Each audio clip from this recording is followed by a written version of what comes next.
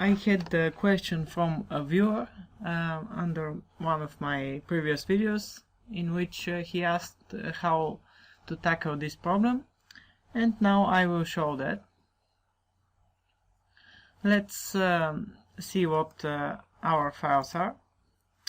We have done the merging of the satellite images, and we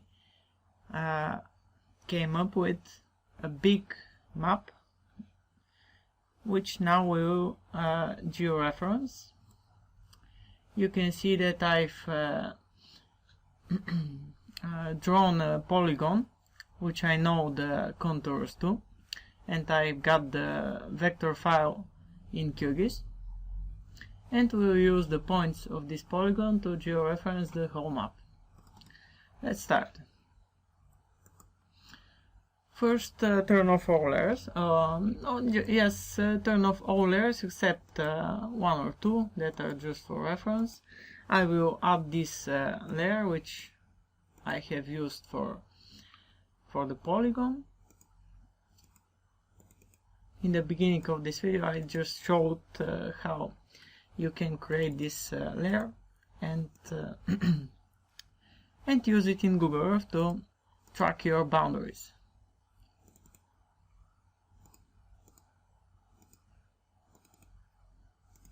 Here is our layer, and I will turn the snapping options only to this layer.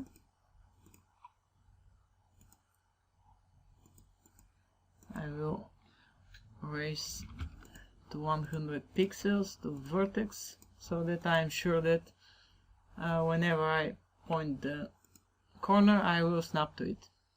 Let's load the georeferencer and add our raster file.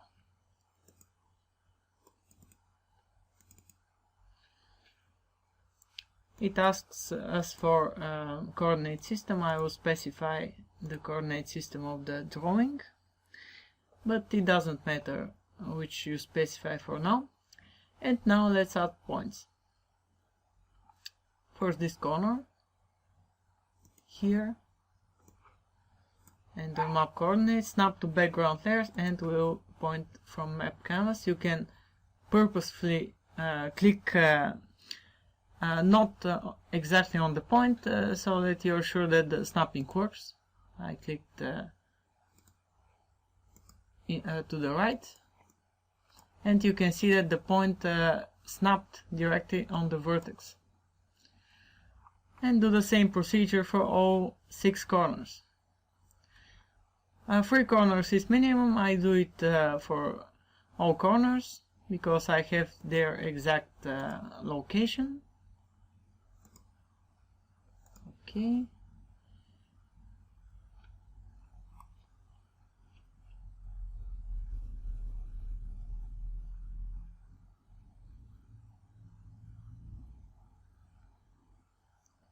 Yes, this corner is very important, the inner corner, and I will specify also the outer 2 corners.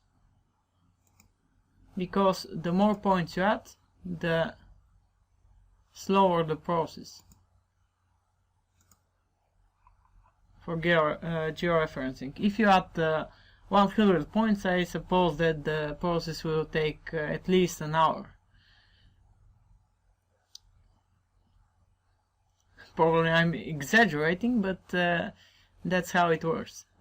You specify the best is 5 points. In this case I will specify 6.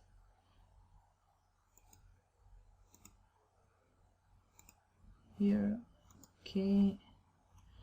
And the last 2 corners, there are the outer bottom corners.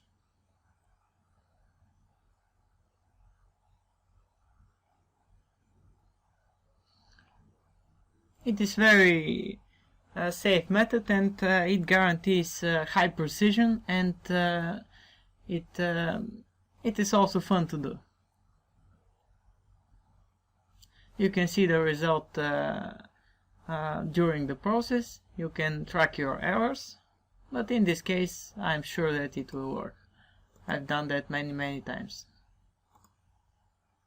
Okay, it seems that it didn't snap, so I will have to delete that point and do it again.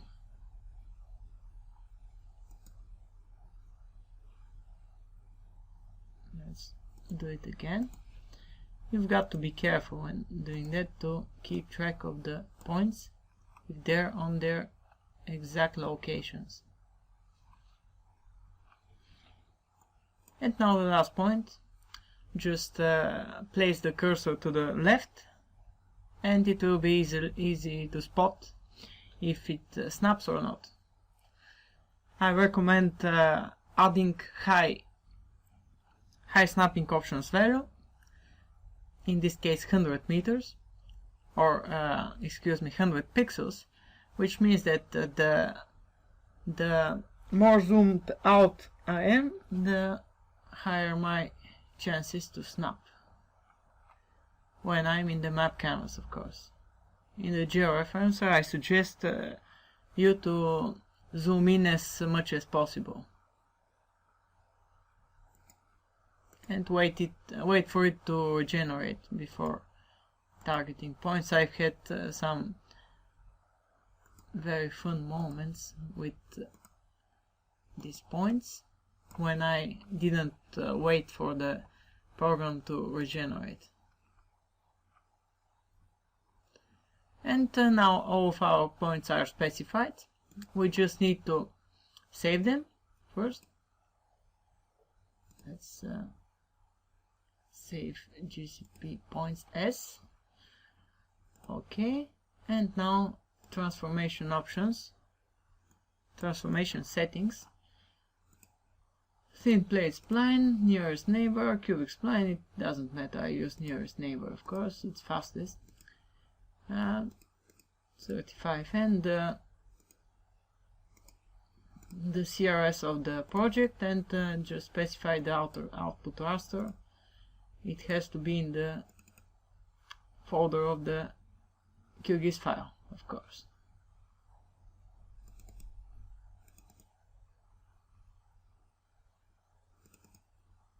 And I will save it as name of the municipality and satellite map. Okay. Compression, it isn't required, and just OK, and start the process. You can see that because I have few points, 6 points in this case, it requires not more than a minute. And I think that the result will be satisfactory.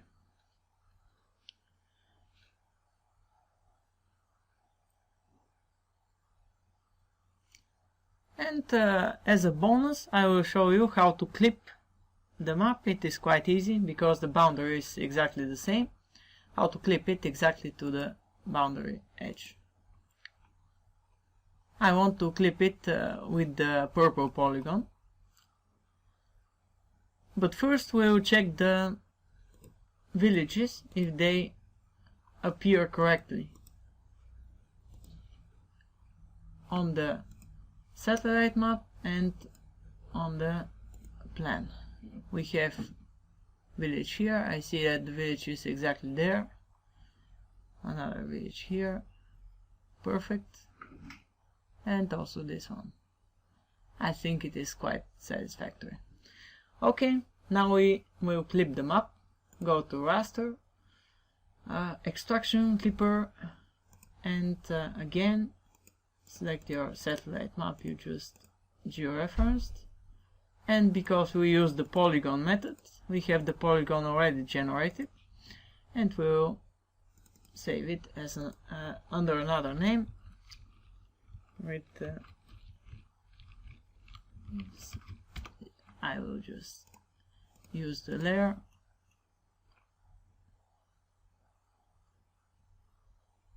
for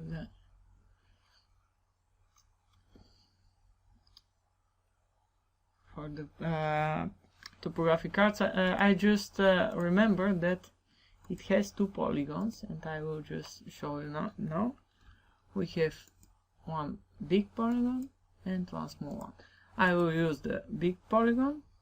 We have one feature selected now. Okay, we don't need the georeferencer anymore. I will close that, and we will save the bigger polygon as under another name. Save only selected features as a shape file, and I will extends big. Save only selected features. I will now update. I should have checked that, but I forgot.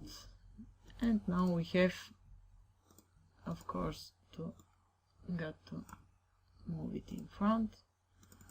I will correct the appearance of this layer. Outline, simple line, dashed, and one thickness. And you have now it's easily seen the boundary which I will crop to. Again, go to raster, extraction, clipper, satellite map. Output file will be set map. No data value 255, and I will use topo extends big for the clipping layer. And of course, the final task is to delete the not needed files, which is the satellite map before. You can see that this is the cropped one. It has perfectly perpendicular sides, and it is very useful in this format. Well, this is slightly edgy, and it doesn't look so good. I will delete the old one.